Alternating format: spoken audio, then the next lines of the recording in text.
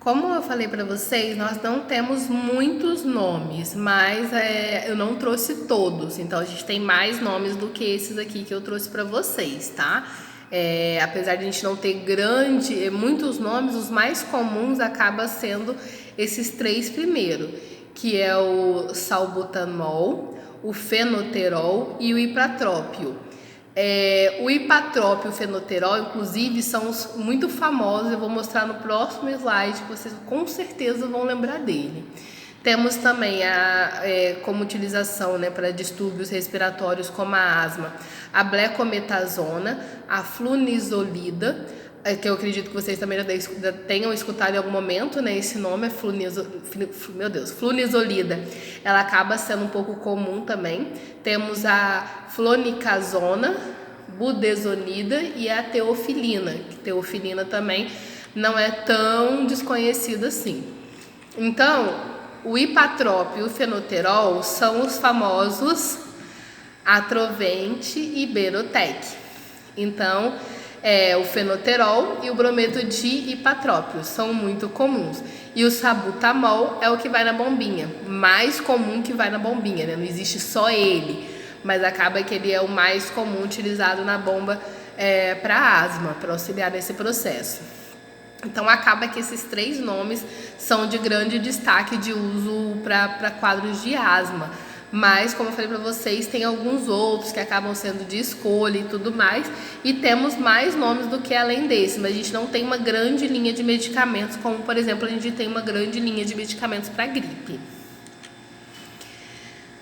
Como todo medicamento, esses medicamentos também têm as suas reações adversas. E eles acabam tendo aí algumas reações que, no caso, eles facilitam o processo. Como, por exemplo, eles podem facilitar o processo de infecção respiratória, principalmente se não for utilizado da forma correta, seguindo todos os cuidados de higienização, principalmente quando a gente fala de quadro de nebulização e tudo mais. Então, tem todo um processo de higienização que deve ser feito. Eles podem causar aceleração do coração, pode causar palpitação cardíaca, pode causar inquietação, a pessoa ficar um pouco agitada e pode aumentar os batimentos cardíacos, né, por conta dessa aceleração do coração.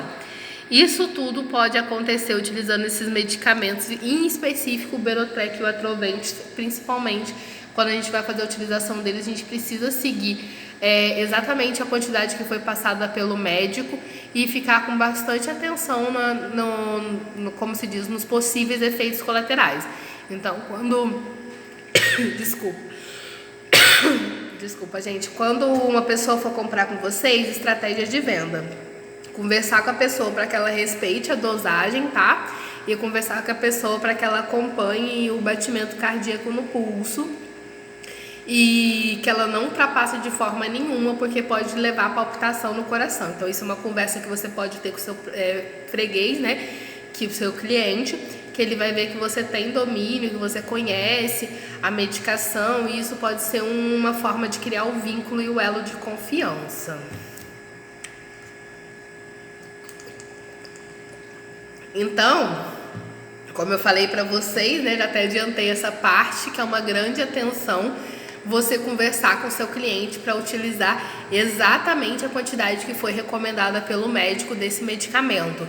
Porque quanto mais eu aumento por conta própria, maiores são as chances de eu ter os efeitos adversos.